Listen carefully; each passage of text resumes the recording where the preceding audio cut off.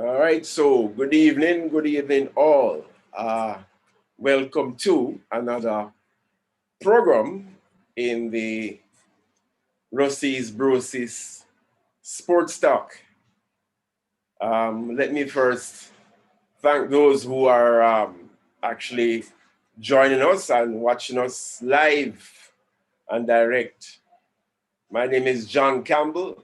I must apologize to my co-host who is caught up in, I guess, traffic, but will join us the program progresses. So let me say a big hi again and hello to everyone. Make sure that you're safe in these times of uncertainty. They say wear your mask and take your vaccination if you need to do so. Right, so sports talk.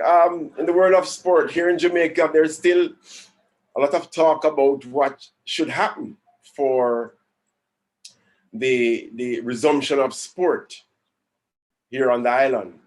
The track and field people, of course, are very much concerned because their athletes are not training, well, shouldn't say training, but they're not competing as they ought to. And, competition is what sharpens you. Practice competition, that is what sharpens you for the eventual performance, So that is not happening as much as it should.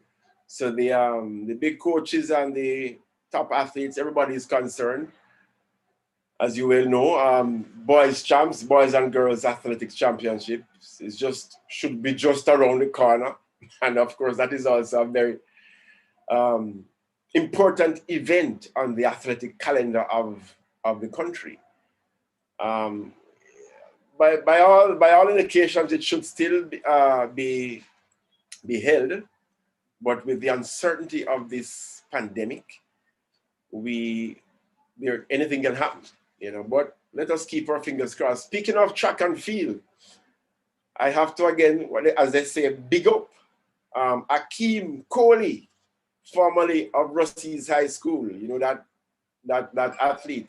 He is doing extraordinarily well in the United States. He just changed colleges. He's at the Western Illinois University. And at his very first showing for this university, he broke a 30-year record in the men's 800-meter race.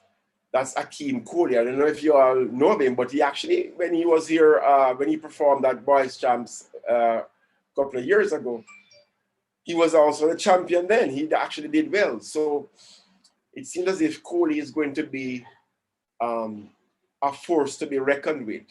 And we kind of welcome his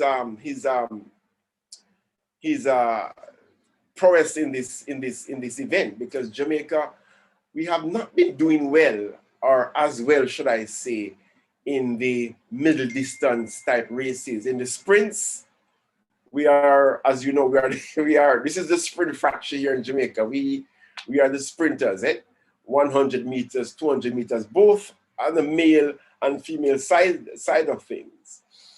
But when it comes on to the 800 meters, the 1500 meters and above, we have been lagging behind.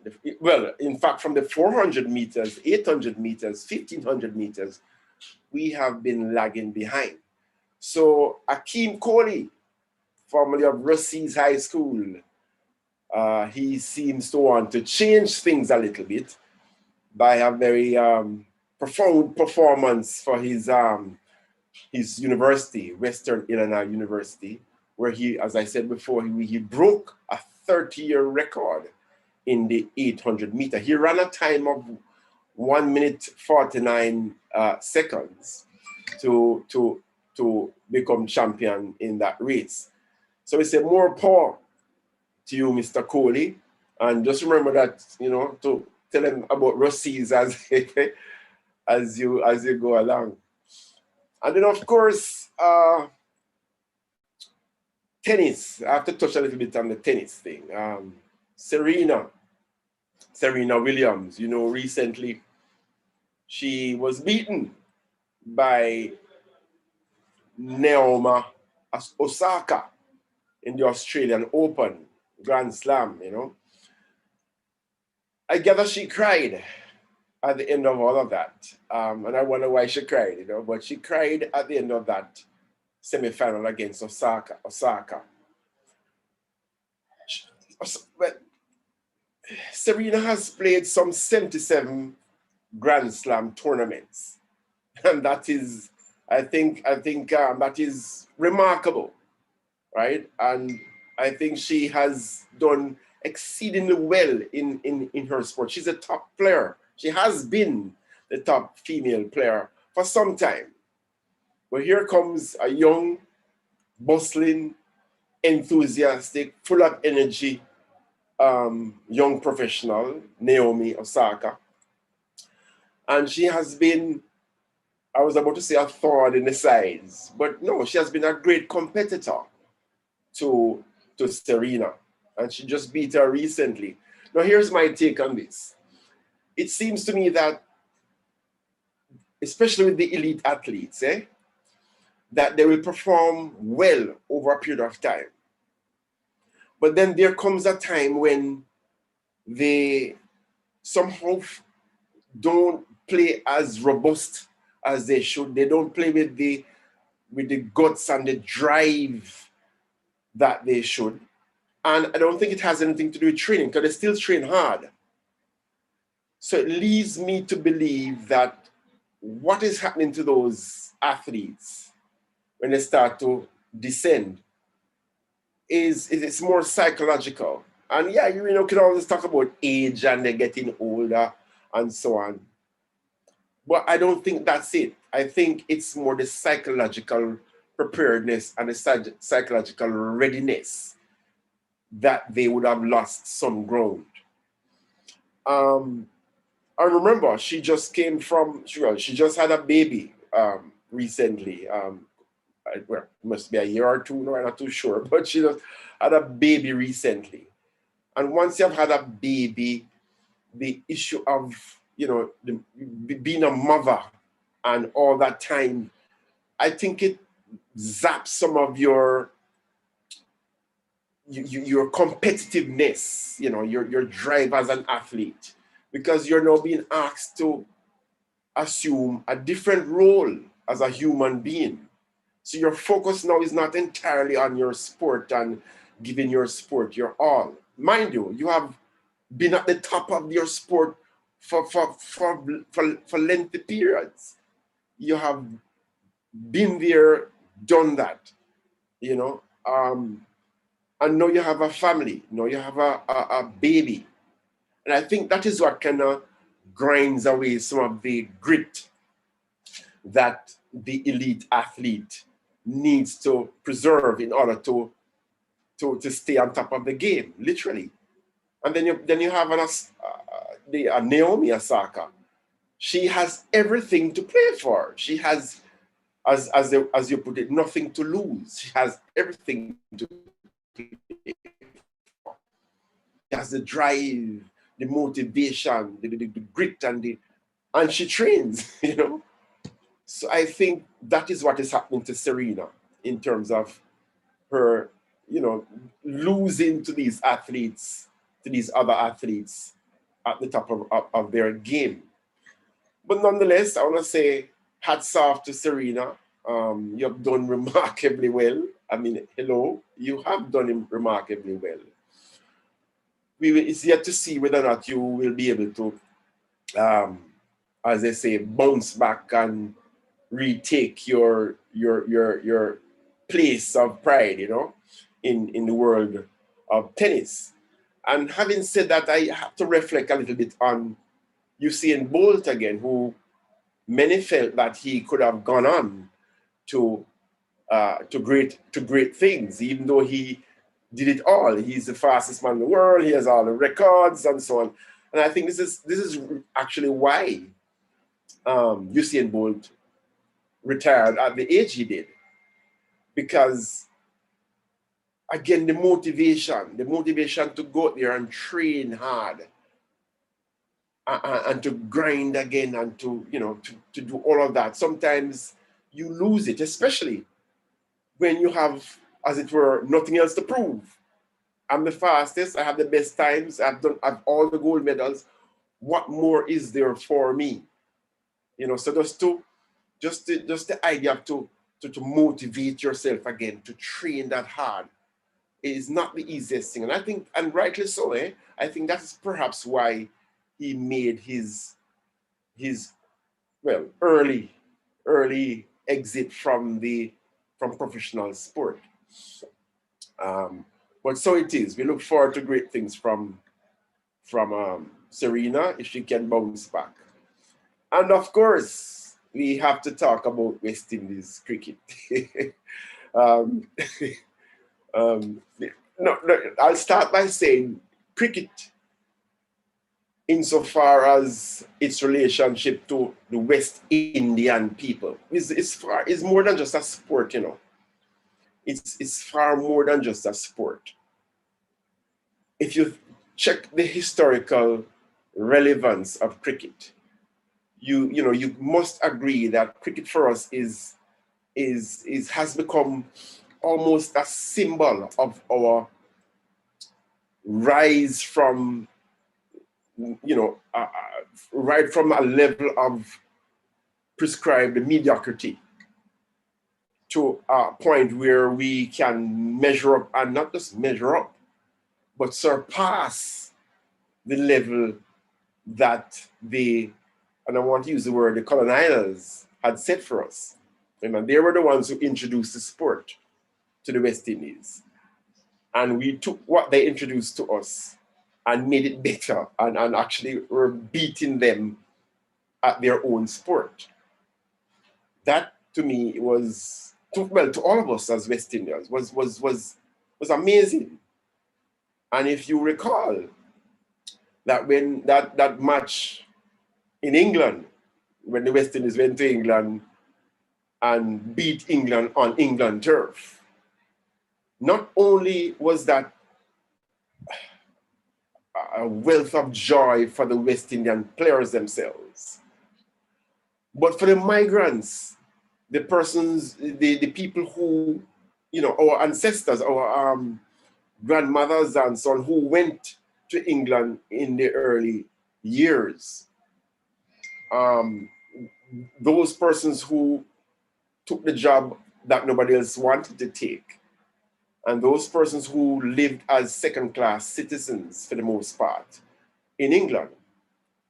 When the West Indies cricketers came there and beat England, it's difficult for us to understand the pride and the level of joy that they must have felt. You walk with your chest up because we beat you. We are as good and better than you are. That was the message. That was what was being said, through the sport, just through the sport alone. That was what was being portrayed. So cricket for the West Indian person has become far more than just a sport. And this is why when the West Indies loses a game to any side, it hurts a little. And I'm saying that, mind you, I didn't start out being an avid cricket fan or a cricket person. I'm a baller. We play football and we had some tennis too and so on and everything. But cricket wasn't my sport, but I grew to understand its relevance to the Caribbean and West Indian people. I grew to understand the sport for its artistry and the patience and the discipline that you need to excel in the game of cricket. The other day I was talking to a friend of mine about comparing baseball and cricket. And I was saying to him that, no, baseball cannot be compared to cricket. It doesn't have the finesse and the level of skill that cricket demands. In fact, in cricket, if you don't bowl properly, if they can penalize you for that. It's a no ball. You don't fling, So I totally throughout the comparison. You know, this cricket is a higher level of sport. But as I was saying earlier, it's the link with West Indies cricket to the Caribbean people is unsurpassed. It's a deep-rooted link. So we feel anything that they do. When they win, we feel. When they lose, we feel. And this is why we have to now applaud. We have to applaud the efforts of the current West Indies team.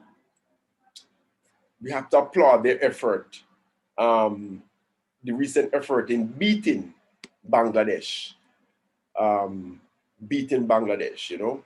I think they did remarkably well, and chasing down a remarkable score as well. Exceedingly well. And then we speak also of this bowler, Cornwall. Yeah, he's a very big, robust fellow. And he bowls spin. And he was just, he moves now into the top 50 in the ICC test bowling rankings. And this was because of his 9-wicket haul against Bangladesh in the last test there. That's a remarkable performance for the youngster, you know. So we really look forward to West Indies cricket rising again. Speaking of West Indies cricket, I'm about to introduce my guest, our guest this afternoon, this evening. He's none other than Mr. Wavell Heinz. Yes, a past West Indian stalwart, but we'll let him speak for himself as far as that is concerned. And let me again invite persons to subscribe, share the link here in terms of the live broadcast that we're doing, and let us build this program as we move forward.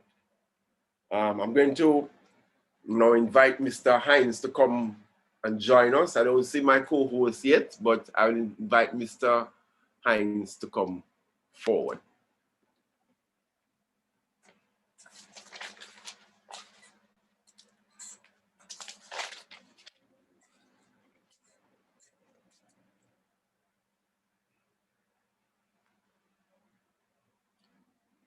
Mr. Heinz?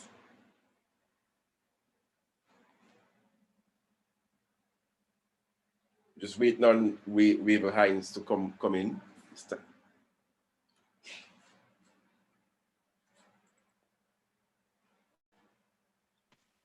And while we wait on Wavell, I sincerely hope that Canute will find his way onto the platform as well.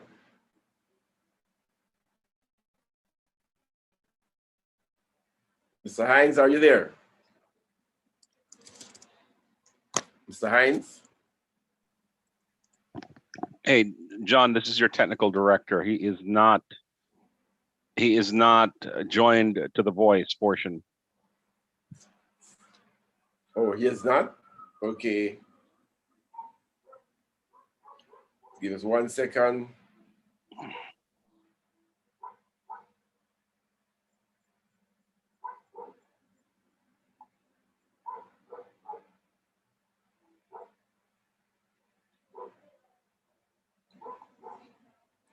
Yeah, so while we wait on Mr. Heinz,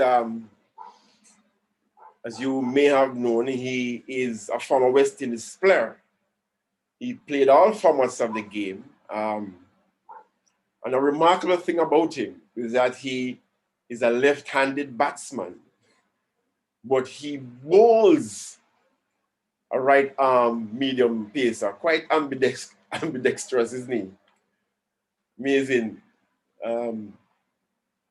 We've played some 45 test matches for the West Indies. I'm sure he has a wealth of information to share with us this afternoon. All right, he's connecting to audio.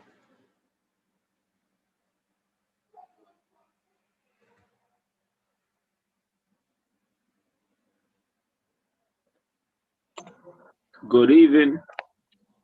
Wavel, are you there? Yes, man. Right. Not seeing your, yeah, not see. Ah, there you go. There Good you go. evening. Yeah.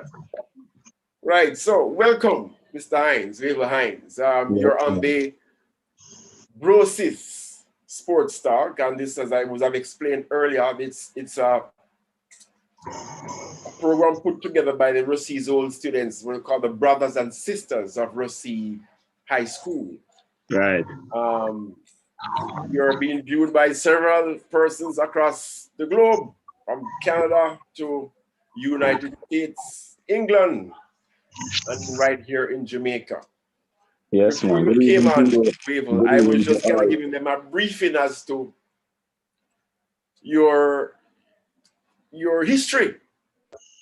And I was thinking that you have served West Indies cricket as a player, greatly as a player, and also as an administrator. Yeah. We know that you have played some 45 test matches and some 119 one-day internationals. So that's a lot of playing under your belt right there, you know. And I've also shared with my audience that you have a very unique physical capabilities that is kind of extraordinary, because I get that you bat left-handed, but at the same time you bowl with your right hand. That to me is extraordinary. I'm gonna give you some time to explain all of that as we go along. Again, before you came on, I was explaining to them that you're also the president of the West Indies Players Association. So I want to start the ball rolling by just allowing you to tell us right now, just what is your function right now in terms of the WIPA? What's your function right now? You know? Okay. All right. First things first. Good evening again to you and to all your viewers, your listeners, your audience, and let me say thanks for the invitation and thanks for considering having me in your prestigious space on a Thursday evening. I am presently the president and CEO of the West Indies Players Association. Basically, what the Players Association is really a union that looking for better working conditions, looking for better salaries for the players, for the workers, the players, and just trying to make sure that the minimum standards that Cricket West Indies has is in keeping with international standards, and that whatever the Cricket West Indies, as were the employers and the guardian of cricket in the Caribbean, whatever they're doing to develop cricket, that it does not marginalize or trample on the rights of any player at all. But we sort of work with Cricket West Indies to make sure that it is empowering to the players, to the sport itself, and ultimately to the people who consume the sport, which are the spectators, which most West Indians are. Right. So where is the office of the CEO? Where's your office based? Is it here in Jamaica or where is it based? Yeah, we're headquartered in Trinidad and Tobago, and we have a satellite office in Jamaica. But given the COVID situation, we had to sort of scale down things because the face-to-face in office was not advised. We have a couple of workers or staff members, team members who commute, so they would have been exposed, and that is not necessarily what we want. So have scale it back. But we're headquartered in Trinidad and Tobago, and we have a satellite office in Jamaica, and we have teams split between both offices. Oh, great. All right, so we're moving on because there has been, should I say, a blip on the radar for West Indies cricket recently, and we are all abuzz with this. I was explaining before you came on that cricket to the West Indian person is more than just a sport. It transcends sport. We have a deep historical link with cricket, and it goes back to even the colonial days, which we're not going to talk too much about that right now. But there seems to be a kind of resurgence of some greatness in West Indies cricket. I want to ask you though, what is it that we did then back then, back in the halcyon days, that we are not seem to be doing now, or have not been doing now? What is the difference between back then and now, from your perspective? What is it that we've been lacking, up to this time? What is it really? What I will say, I don't know if I can tell you what is lacking, but from my recollection, of course, I wasn't born in some of those times, or I was just a kid, just loving the game and not understanding exactly what it meant. But from what I've read, from all the anecdotal stuff I've had, um, the Great West Indian teams that came out of the 70s into the 80s and through to the 90s, their era had a bigger social issue to deal with, and they sort of unite themselves around cricket. At this time, we did not do anything extra special in the Caribbean that would have been recognized globally, and cricket is the first real thing as a people, united as a Caribbean people, that we did on the international scale that was world class, and not just was world class, was there for about 2 decades, where we beat everybody else. You alluded to where cricket started from a colonial days. So if we give the context, because I like to give context before I conceptualize, I would say that we were ball fetchers when our colonial masters brought cricket to the Caribbean for their own recreational purposes. We were ball fetchers. We were sent in the cane fields to find the ball when they would have hit it there. And then we were promoted to be bowlers, because the bowling seems to be the hard yards of the game. And as they had us doing hard yards in the cane field, they allowed us to bowl.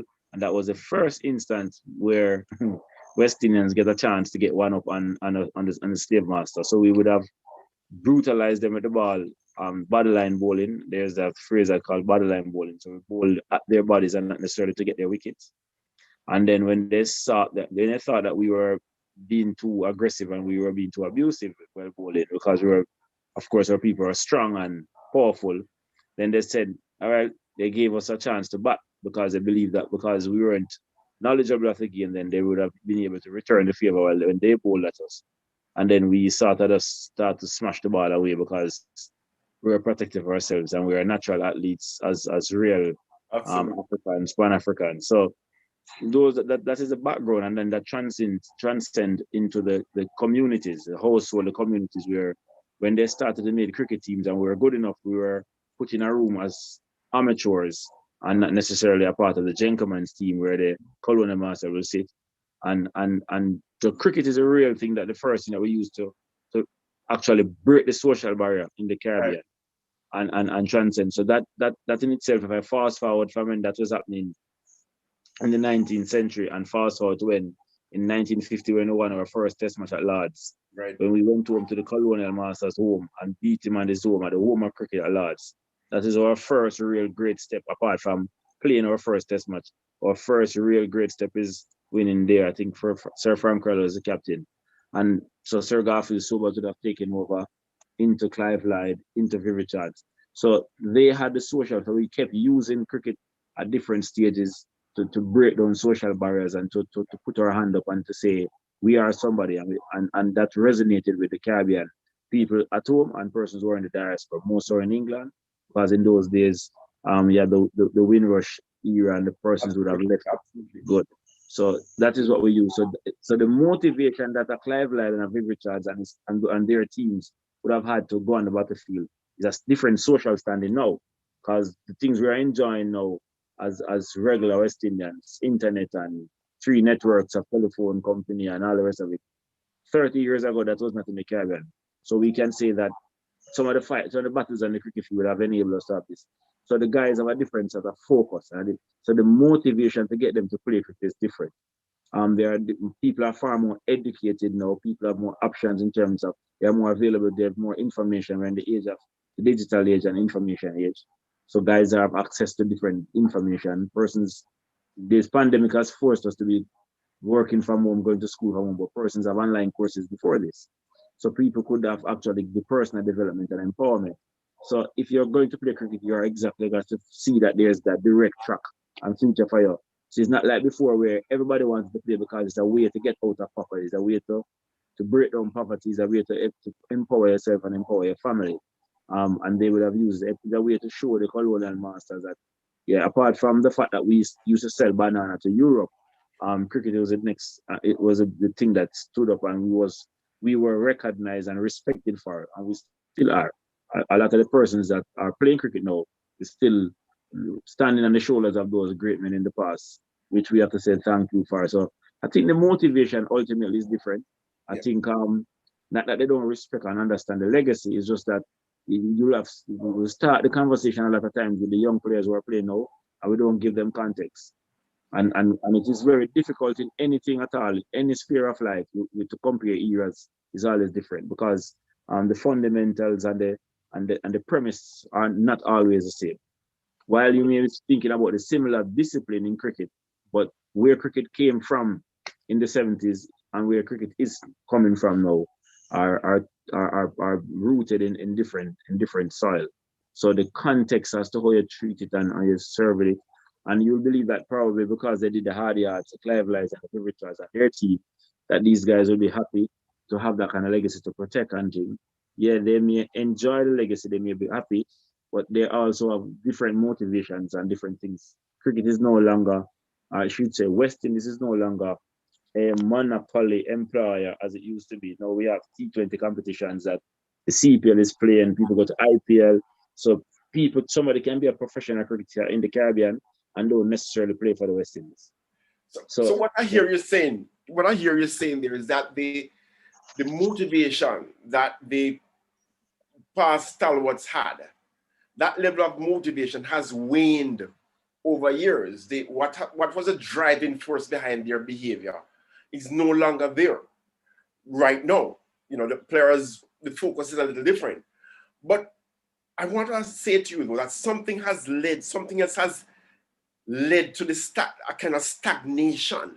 Not even a stagnation, but perhaps a decline. So something must have led to a decline in just even the way we play cricket. People would say, what is it that would have led to that? Like, what is it that we weren't doing? Well, I would say that you're correct, because I'm not one to squirt around issues. I would say that you're correct in the fact that the way we play is the same. As I said, we have to give context. We don't. When I used to play cricket, before my time, the streets were filled with barrel covers, broom, bamboo, coconut bowl, and the cars with stones. So cars will have to go around them to get where they're going. No, you don't see anybody play cricket anymore. They can drive through it. So that natural flair, that owning of your own skill by playing with your kind, the catch should be bowl for bat, whatever you call it in thing. That's not happening. And if it does happen, it happens in a cricket ground in a formal area. But it is not happening in the informal way where the skills are owned and thing. That still happens in football. It's still playing scrimmage. So you still get that skill where a guy will take on two defenders because he has been dribbling past people from he was 3 years old on his driveway or in his front of his house. Again, as well, there's no one thing that will also contribute to the decline. We talk about infrastructure, we talk about education. Right. So if you want to have good students, you need to have good teachers. And if you have good teachers, you need to give them a good working environment so that they can execute. So it's a combination of things that will lead to it. So we have to upskill our coaches, upskill the facilities. We have to get to use technology because that's what other teams are doing. There's a host of things that we can put together to try and get it done. And they're getting there, but it is not happening. But I know that the talent is still there, the raw material is still there. I know Cricket West is trying to put things in place. Every now and again we do a win. I think 2 years ago we won the 2019 we won the Wisden Trophy against England in the Caribbean. Went to England last year, we lost it, but we had won the first test and lost the series 2-1. We won 2 World Cups, 2012 and 2016, and I won 3 World Cups in 2016. The under 19 won the 50 over World Cup, and the men's senior team and women's senior team won the T20 World Cup, all within a 3-week period. So I think the lot of talent is there. It's just a matter of managing it. There's a lot of management that is required in Western cricket as to how you manage the talents you have and make them see that there's a space for them in Western cricket as much as they want to go off and earn a living from the different T20 and T20 competitions all over the world. How you balance that is always a very touchy one, but it's something that has to be done. What I also glean from what you're saying here, Wavell, is that also the fact that it points to that our administrators, certainly at the local level and maybe not the regional level, have been kind of lax in terms of how they would have planned for all that you spoke of about the fact that we don't play as much cricket on the streets anymore, kind of thing. I guess I'm heading towards what has been happening in the schools then, for instance. Is it just a lack of interest on the part of the what you call it, the local bodies, the regional bodies? And I'll share this with you. I used to be at the CARICOM Secretariat on the sports desk of the CARICOM Secretariat. In fact, that was in Guyana. And let me just pause to say that I've never seen so much cricket. I didn't believe that people could play cricket so much like in Guyana. You'd go to the national park and it would be awash with people, our grandmothers, mothers, and so playing cricket. I have never seen that in my life coming from Jamaica. Whereas we would be playing football, every inch of the national park would have people playing cricket. I've never seen that. So we could understand the pool of talent that would have been developed there. I guess the point I'm trying to make, though, is during my time there, we did a kind of mini research where I spoke to all the coaches, some coaches in Jamaica, and so on and so forth. And what we found out was that those schools that had access to, for instance, a concrete cricket pitch, invariably, they did better than all the other schools who didn't have access to that. So they could train, they could train even when it rained, they could train on the cricket pitch, on the concrete cricket pitch. So I'm saying now, why is it that, or why is it that our administrators, the persons who are in charge of development of cricket, couldn't put simple things like that in place for the development and the continuation of cricket, the cricket development? Is it just that we were relaxed? Is it a lack of resource? What is it that led to that? Because I'm saying that all that contributed to the downfall of cricket. All right. Well, let me start with the schools. In a competitive environment, I am associated with my high school, which is Camperdown High School. Okay. And I know the juggling that the leadership of the school has to do as it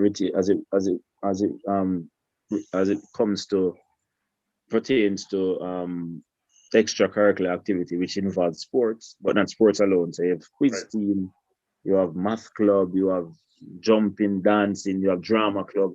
There's a whole plethora of extracurricular activity that has to be balanced, and everybody wants to play their thing, and you have to give everybody a chance to excel. So that there comes the alumni, which I'm sure you're a part of, because you're on a call like this now. Here comes the alumni, which will take up a lot of that. So you find a lot of the schools now, in comparison to when I used to play at high school level, not a lot of schools are entering because they don't have to make a decision between playing school challenge schools or playing cricket. Or if they play cricket, they play not 3 formats, under 14 and 16 and 19, then you play 2 of 3 or 1 of 3. And that in itself is you do often the development of the program. Right. So that is one side of it there's not a lot of participation. At the high school level, you want to have participation. And then from that, they get the cream of the crop and put them in new programs and training camps to kind of upskill them and develop them and to transfer them into clubs, then into the national team. So that part of the development is sort of not there as it was before. And I wouldn't say that headmasters or the sports masters are not lovers of cricket, but there's a juggling to be done. And cricket is an expensive sport because you have to get a whole set of kit. You have to get a whole space to play cricket. Well, maybe all the football just kick out one ball and the guys will play football with one ball for the next 3 hours. Where cricket need ball, bat, stumps, protective gear, all of those things. And it's 6 hours. I often said to youngsters at my cricket club and to my sons who play cricket, that cricket is different from all other sports. Most other sports, maybe outside of track and field, and that is just for 5 days when there's champs, that you miss school for 5 days because champs is 5 days. Yeah. But outside that, all development meets leading to champs and happens on a Saturday. Cricket is the only sport that plays in school, that plays during the week, and it's throughout the school day. So you're missing classes and all the rest of it. Football is played after school. Yeah. Basketball is after school. Volleyball is after school. Tennis is after school. Swimming is after school. Cricket is played during school hours. So there's a lot of doubling up to do. So sometimes the schools think about that in terms of having the guys out of class all day, having to provide refreshments for them if there's a cricket match. There's an ongoing, the recurring expense that, and cricket starts in January, and then under 19, and then there's under 16. So it's about the end of May before cricket finishes. So it's a 5-month expense that the schools have to carry. Well, football, they get sponsors for the Manning Cup or the Doncaster Cup. You understand? So while the under 19 is sponsored, the other levels are not sponsored, they have to pay coaches. So it's far more expensive to run a cricket program consistently well, like proper training, practice games, of facilities that are upgraded and ready for proper and real development. So those are the challenges that we face at the school level. And in the club structure now, we don't have enough senior men who would have played at the highest level who come back to the club to play, who will contribute. Because when I speak to guys in just random discussion, not necessarily an organized study or research, just speaking to guys who would have played and why you're not playing. Because I still play. I play at the junior cup level because I need to transfer the knowledge and give back so that the process can continue. Absolutely. The guys tell me that they have economic challenges. They have to go and try and make 2 ends meet. So because of the economic challenges that we have as a society, that in itself determines when somebody play cricket. And they will play every holiday or every once in a while, but they can't commit to every weekend to play. Go to training in the week and thing because they have got a family to feed, they've got to look after their loved ones elsewhere. So those are the real challenges. What I can say that will try and solve the game though is that we need to provide environment where guys can go and see that they can get opportunities in cricket, opportunities to go to a tertiary institution where you could get scholarship, which we are doing now. You can get scholarship at GC Foster, University of the West Indies, Michael, and also where they can matriculate to become a professional athlete and make a living out of cricket. And we have started engage Cricket West Indies with that at WEPA, and we now have implemented from 2014 to date a professional system that each territory employs 15 professional cricketers for 12 months, and we have 6 territories, so we have 90 professionals at the regional level, and we have another 22 men at the international level, and maybe another 10 women at the international level. So the last time I had a count, it was about 123 or between 123 and 130 players that are in retainers. So if we try and make it professional and show persons that you can make a career of this and show their parents from there at primary or prep school, then the parents will be in league to want them to continue to do schoolwork, but not necessarily put away the bat and the ball, because they can also have an early career that is very rewarding, lucrative, and then you can always go back to school, or you can operate concurrently with college and professional. So it is just a matter of how we pitch it, how we sell it, and how we try and market it that way, because the realities have changed from what it was 30 years ago to what it is today. And we still have to remember that you have to balance cricket and livelihoods, and part of a youngster's livelihood is to give him the fundamentals, which is a sound education, or training, or a skill training at the heart, NTA, or wherever you need to be upskilled so that he can be gainfully employed for a long time. Yes.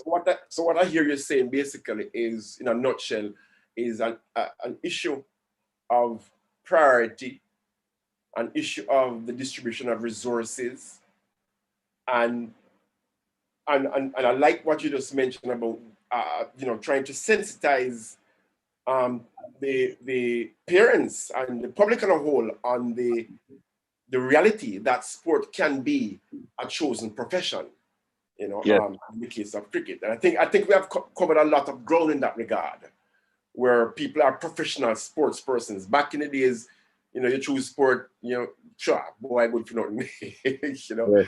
But that is changing. Some of the richest people in our country are sports persons, you know. So Yes, yes. we have to give thanks to that. All right, I want to move quickly now on the recent Bangladesh match, because that is certainly a good sign of that we still have it in us. Because a lot of people had written off West Indies cricket, you know. I had friends who said they didn't bother watch cricket again because it don't make no sense. It's the same result all the time and so on. But that performance against Bangladesh, mind you, Bangladesh is not necessarily the best of the lot, but certainly you never discount a Bangladesh, because they too are you know are forced to be reckoned with right now. And they did extraordinarily well, chasing a good total, and they chased it down and won. Right? What does that argue well for the future of West Indies cricket, you think? Yes, it was an outstanding victory, especially the first test match, and chasing in excess of 390, and on the fifth day wicket, fourth innings, fifth day, and the team laden with debutants, inexperienced, and you're chasing these runs in Asia against Bangladesh that has a formidable bowling attack. I think it was an outstanding achievement. It will go down in the records book as one of West Indies' greatest victory. People will then say, what is Bangladesh? And Bangladesh is ranked behind us and all that. But yes, again, I like to contextualize before I conceptualize. The team that went to Bangladesh for represent the West Indies was fairly, not necessarily young in age, but young in terms of experience. Because a couple of the guys they would have played a lot of first class cricket, but they have never played test cricket. And they're going to be making debuts. They made their debuts overseas in testing conditions, and they're up against it. And remember now that the confidence before the test match start would have been with Bangladesh, because they won the one-day series 3-0 convincingly. So they would have think that they had a good measure of the West Indies. And the West Indies came and turned it around was remarkable. Credit must go to the manager, Lewis, coach Phil Simmons, captain Craig Brathwaite, and all the other members of the squad that participated on and off the field to make it a resounding team effort. And I believe that, as I said, we introduced the franchise system in 2014 in collaboration with the Cricket West Indies. And a lot of the guys that I said made their debuts, and I said that they weren't necessarily young in age. They would have played years of professional cricket under this new system that we have, and it would have given them a good sounding and a good footing to be able to go off and make their debut at 28, but still able to execute and pull off a victory that is unbelievable. That people who have been playing test cricket for 10 years would not dream of doing that. So we have some, as I said before, the raw material, talent here. Exposure is important, getting the right setup, having an elite system around them, and just basically doing what the franchise system that we set to do, just to start to train the minds of cricketers that you are a worker, you got to work at least 5 days a week, you put in the hard yards, technical, physical, mental, and you stay tactically, you stay within the realms, and you keep plugging at it. And it doesn't matter if you have a match or you don't have a match. When you're a professional, you do what you need to do every day until you decide to retire. So that is the attitude that we have tried to get into the minds of the people and get into the culture of the people. And that is something that we can take from what the guys in the 80s and the 70s used to do. They will get up and run on the beach 5 miles. They'll get up and run through the town, run through the whole Nevis, run through St. Kitts, everybody see them training. So when they go to Warner Park or they run through Guyana, Georgetown, when they go to Border, it would have been Border at the time, to play test match, everybody's expecting to perform because you see them training. They weren't paid professionals in terms of being on a retainer contract. They were professional enough to know that the team that they represent needed first class performance. So the work and the preparation had to be first class. And that those are the things we can pull from the great people to say, how do we replicate that in the present dispensation and understand the culture and the mindset, because everything starts with the mind. And I've always been told by my former captain, my father, my coaches that all things are possible if you make a plan and stick to the plan, even if it's a bad plan. Once you have a plan, you will know if it's a bad plan. Once you put it on in execution, then you will know where to tweak as you go along the road and change. But if you don't have a plan, you don't have the mindset, then you'll be stagnated. You'll be just there thinking. So a goal without a plan and without hard work and execution is just a wish. You just sitting hoping that it happens. But I think we have the raw material, and the selectors and the Cricket West Indies technical team will have a lot of work to do to try and fine tune how you merge persons who weren't present in Bangladesh with persons who were present and perform, and you get the best hybrid out of that to perform, to play for the West Indies going forward. Some people would argue that because you spoke about talent and and so on, and technique and all these, some people would argue that what they have been witnessing over the past couple of years of West Indies players demonstrates a kind of paucity, a kind of lack of talent, of technique, should I say, technique in terms of how they bat. People are scratching their heads. So how could you make a shot like that? How could you, what is your take on this? I have another thing I want to ask, but let me see, what is your take on it? Lack of talent or lack of concept? What is it that, what is it really? No, I don't think it's lack of talent, I'm going to tell you, I'm going to answer the question by repeating what I told one of my club mates, a youngster at training this evening before I happily left to come and join you guys on this call. Kensington Cricket Club, where I'm the president and I am actually helping to coach a team with, along with David Bernard Jr., who is the second vice president and he's the head coach. So we're trying to transfer the knowledge and things. And I told him that, and I was addressing his technique he was batting, and I was telling him why. I was telling him about his stance at the crease and his approach, and I was telling him why, and he was telling me why he did it. And I said, fine. And I told him that there's only to date is only one cricketer that I've seen would have come through the route of T20 and is good at it, and then went on to play a one-day cricket and test cricket and is still good, and that is David Warner of Australia. Every other cricketer that I know that is successful at T20 comes through learning to have proper technique and learning to play the longer version of the game, which will give you, when you play the longer version of the game, you make a lot of mistakes and you get a lot of time to correct your mistakes. You learn about yourself. Absolutely. Right. Absolutely. So that's a very important point. Yeah, it's almost like you're doing your exams, teacher give you paper one, but also give you paper two. And there's a reason for it. So you may be able to swat and answer some quick questions, but then you get a paper where you have to sit and give short answers or medium to long-term answers, and you get time to express yourself. So you may not get the full marks, but it gives you an opportunity to get as much marks as possible. And that's what playing the longer version of the game though. And you learn to build. And once you matriculate to the level where you can play ODI cricket, which is one day international T20, you are so equipped and empowered that you will do things in T20 that you didn't know you could do. But because you have a foundation of playing the cricket that asks of your technique every day, and you answer the questions for 5-10 years, then you have a solid technique that you can always rely on. It becomes second nature. You don't have to think about doing it because you have own the skills.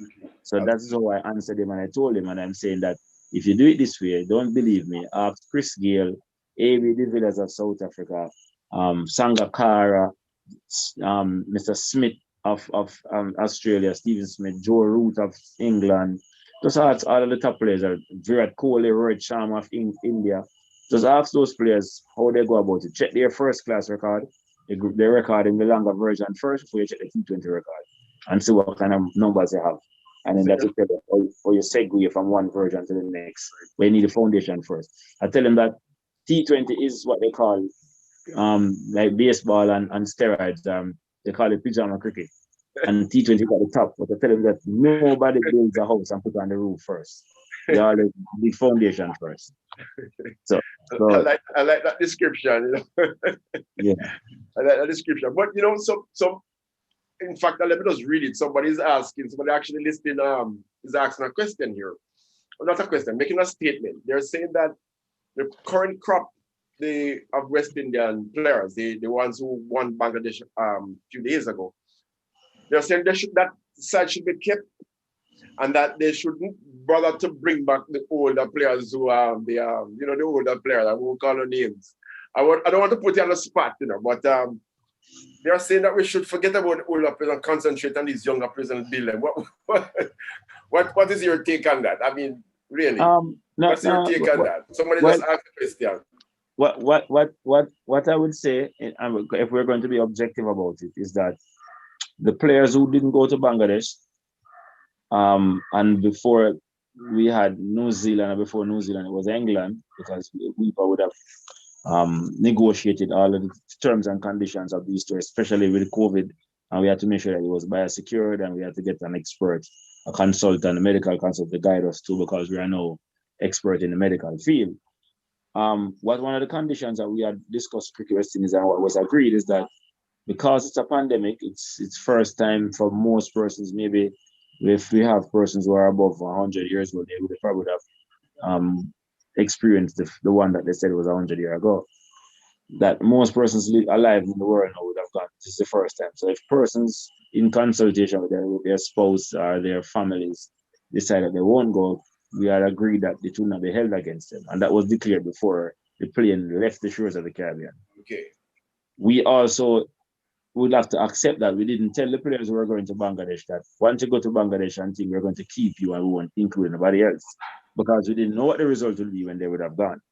Right. So now that they win, we can't institute and implement things that will said to be discriminatory and to be negative against anybody else. Because if I was told that I don't have to go to Bangladesh if my family is not comfortable, I'm not comfortable. Okay. But it will not be held against me for selection going forward. Okay. I can't then now, on the back of a good performance of the team, decide to forego that very policy that I had put out there. So we still have to consider everybody else. I am very excited for the players who went, and I understand the public's enthusiasm of keeping those guys a winning team. Don't want to lose it. But if you look at the team, like a player like, for instance, the captain who was the person who was captain before in Jason Wooler. Jason Wooler, even if he's not captain, merits a place in the team and performance with the bat and the ball. And irrespective of who performs in Bangladesh, and you match him up with Jason Wooler, he will still find a place in the team, even if it's just the ball alone or if it's bat alone. Right. Now, how do you not select him when you gave him the option of not going to Bangladesh? Right. Then when the team performing, you're saying that we're not going to include you. So and merit, if you're dealing with meritocracy, then we'll have to unmerit, consider everybody. And as I said earlier in the discussion, look for hybridity and see how well we can put who is out and merits a place in the team and keep the ones who are there. I am all for crediting persons for their good nature and work, but we can't be looking to victimize or to be discriminating against anyone, because we need everybody. Yes, as to how the players use them, we need everybody. Given where we are in the rankings as well, we are not in any space or position to be cherry picking. And I was about to say that as well. We're not out of the woods yet. we need everybody, and we just need everybody to have the attitude like the Bangladesh guys did in Bangladesh. So if that can be spread throughout the Caribbean, that will be a good thing. We're not out of the woods yet. All right, so let me ask you this though, because the team won in Bangladesh. What should be the focus now in going forward? So we have this team, young team, looking good. What I mean, I wouldn't want to be in the seat of the selected West Indies selectors, boy, because regardless of what they say, they're gonna, they can never win. You can never ever say the right thing for West Indian people. But I'm asking you though, what should the focus now in going forward for West Indies cricket? If you could, what is it that we should be focusing on right now, in going forward from here on, What we should be focusing on is to gather the information that we got in Bangladesh, as to what we did prior to the tour, what we did in preparation while we're on the ground there acclimatizing, and how do we execute, and share those information with the guys who are there so they can learn more about themselves. So while some of them perform, some didn't necessarily perform as well. And even though you perform, you will have flaws and shortcomings that you need to quickly address, because you were a debutant 3 weeks ago, but now you're an international cricketer. Exactly. So the world knows about you. So people I know, Sri Lankans are not preparing themselves to come and play against you because they know about their footages. So how do we create a culture within the West Indies setup that motivates and pushes a guy to want to reinvent himself every game. And that is the crux of it, you know. Because winning a game is fine. But we know that sometimes when you win a game, they're probably at your most vulnerable point. And sometimes when you lose a game, you're at your most dangerous point in being combative and coming back. You play in sporting teams, and when they lose, when you see them after that, you can't believe it's the same thing at last, because they got new information about themselves and they started to do something about it and create a culture that says that if it hurts and it was this fearful, that this will never happen to us again. So they start to do what they need to do. Now that we're winning Bangladesh and it feels good, what do we do to keep this feel-good factor? How do we tell the guys who didn't come and who are going to be selected, if they are selected, how do we share with them? So this is what we tried in Bangladesh to work. We like it to embrace it. Let's create a culture that will say how we reinvent ourselves. So while the opposition is having footages on us, the opposition is dissecting our play, we are also doing the same thing ourselves and trying to improve and be a new me tomorrow. So when they see me and they come with a game plan for what they saw in Bangladesh, I've already taken 2 weeks to address that issue, and I am pretty much advanced in what I am doing. So it's a matter of getting the culture of trying to understand who you are as an individual, your player, and understand that you need to reinvent yourself every day, which is life. I'm sure you have to do it in your personal capacity, whether it be a relationship with your family, with your parents, with your friends. You have to, everybody keeps evolving. So we have to find ways to make sure that we are appealing and we are acceptable by all, and we're adding value to other people's life. In the sense of cricket, we need to be adding value to the process and add value to the team, and not just be wearing the shirt for the sake of wearing the shirt. Well said and spoken like a... Hey, John. John, I'm on. Yes. I couldn't let this miss me for anything. Mr. Wavell Heinz. Yes, sir. I'm sorry, sir. I wanted to be a part of this so bad, but I'm in Chicago and we had a major snowstorm and I got stuck in the snow. I apologize, man. I hope that you and your family are well. Yes, sir. But I can't get on the video, but I do have a question for you, because this was going to be my favorite show. I want to find out from you, for people like Cleveland, I'm sorry, Cornwall, and who is the other person I'm looking for now? I'm looking for Banner, who did so well in Bangladesh. I'm wondering, how can we fit them into the side as a permanent fixture in the side? Because these guys are very promising, especially Cornwall. He's a very promising bowler. So what can we do to, based on the fact that they're not a part of the first 11, I understand that, but I'm saying they perform so well and move up the ranking. How can we ensure that these guys get a place on the team, because they look very promising? All right. Thanks for the question. They're already in the team now.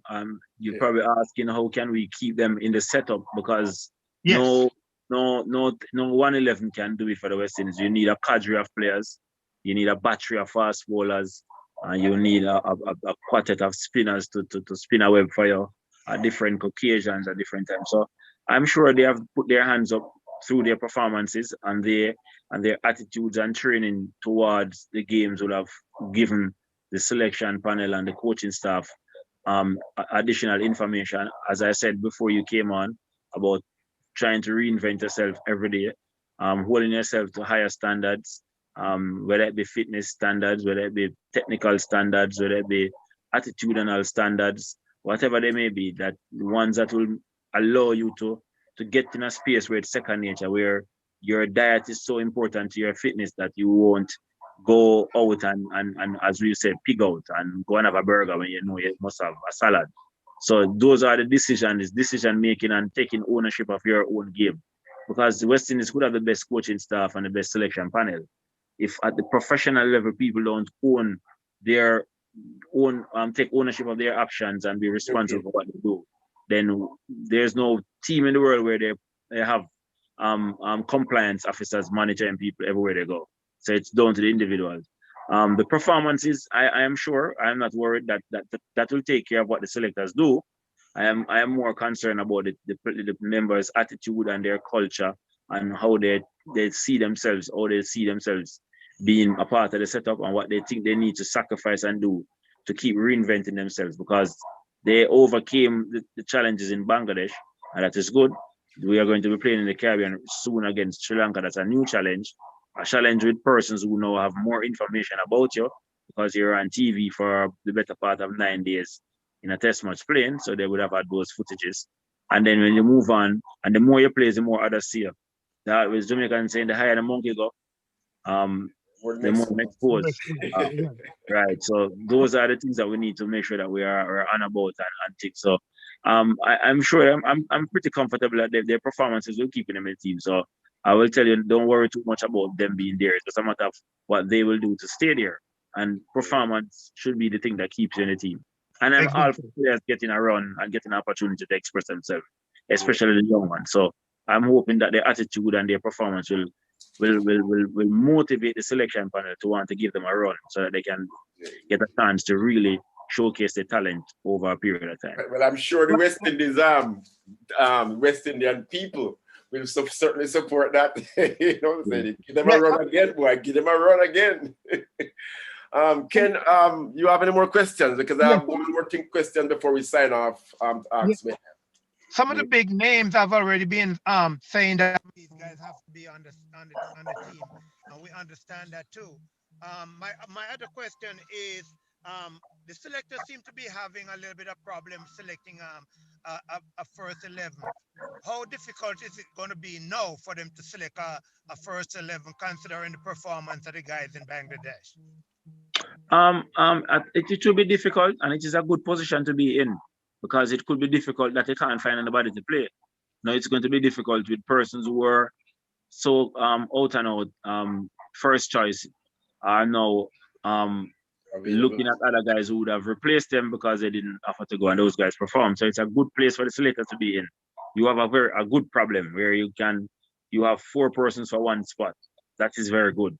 And it brings what we call healthy rivalry in cricket, where 3 and 4 persons are vying for the same position within a setup, which brings a healthy rivalry. So nobody can sit on the laurel, nobody gets comfortable. You perform, but you know that your performance is just good enough for today, and tomorrow you have to go and reorganize yourself and come again. So it will be difficult for them. We can't hide from that, but they will have more information than you and I. They would have been around the team. They have their information. I would imagine that they will have what they call a depth chart, where they have been tracking performances over a period of time, and they know who is next in line and who would have leapfrogged the other one based on what they did recently and all that. So they have those matrix to work through, and they will have to come up with a combination that they think is best suited for the conditions and, of course, the opposition that we're up against. And it should be entirely based in meritocracy, because until we start to pick the team on meritocracy, then we won't get the true reflection of the deserving persons on the field. That's right. Okay, some people already believe that West Indian cricket is short-lived, and I want to hear your opinion pertaining to that. What are some of the shortcomings? Why people might be thinking this way? I don't know your opinion on it, but it seemed to be that they hadn't seen any growth from the younger guys. But just judging from what Cornwall did, he did very well fielding also. I'm wondering, in your opinion, what are some of the things that West Indian cricket need right now for us to start striving to the expectation that people have? As I said earlier, the fundamentals of the foundational structures that would have been there in the past, where West Indians have grown accustomed to having world-class players being turned out year in, year out, that has certainly changed. The landscape of the game has changed across the world, and how countries approach a game has changed. We have not necessarily been neck and neck with those fundamental changes around the world, so we are a little bit behind, but we still have the raw material, and sometimes the guys don't necessarily get the right exposure, get sufficient exposure to own their talent and develop their talent. And sometimes some do and they just don't make the most of it, so they have to take responsibility. So it's not to blame any one place, but it's more to say that it is going in the right direction presently, I think. And I think that if more of that is done, their development of coaches is going very good. Are we having more teachers, good teachers? So the possibility of getting good students is there. Twinning good teachers with having right facilities for this the right working environment for the teachers to use for learning to take place is critical. Because if learning is not taking place, then the knowledge is not being transferred, and then we're at a bottleneck, or we are stagnant, as they say. So we're trying to get that going. So it will take some time. We are not necessarily the most patient people in the world, the West Indians, and we have a very short memory. So we have just one in Bangladesh, but I can bet my dollar if the performances does not mirror that in the upcoming series, then we can open our minds for people calling for heads. So I understand my people. I know I played for them. I hear the same person who say boo today, say yeah tomorrow, and that's the nation. They don't mean anything. They're just passionate people about the game, whether it be track and field, whether it be football, netball, cricket. West Indians are those people who want to win, and they're very vocal and colorful. All right, but all right. So I need to ask you this. Wendell. Hold on a second, Ken. I need to ask you this, Wendell, because we're almost at the closing time. But I want to ask you this. I read recently in one of the dailies, a writer saying that he perceives that in 10 years, within 10 years' time, the West Indies cricket team, as we know it, would have disintegrated. We won't have a West Indies cricket team anymore. We'll have national teams, but not necessarily our West Indies cricket team. I'm not putting you on the spot, but you're on the spot. So your take on this one. What do you think about that statement? I have heard this from our plane that we may. That's so? Yes, I've heard from our plane that people are planning to go it alone.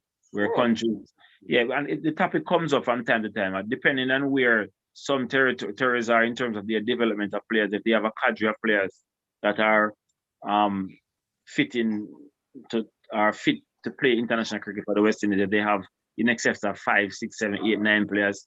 There's a thought that, well, if all of their players are not selected at the same time, sometimes some people can get a little bit selfish and it can come across as being insular, where they believe that they should go it alone and break away from the West Indies.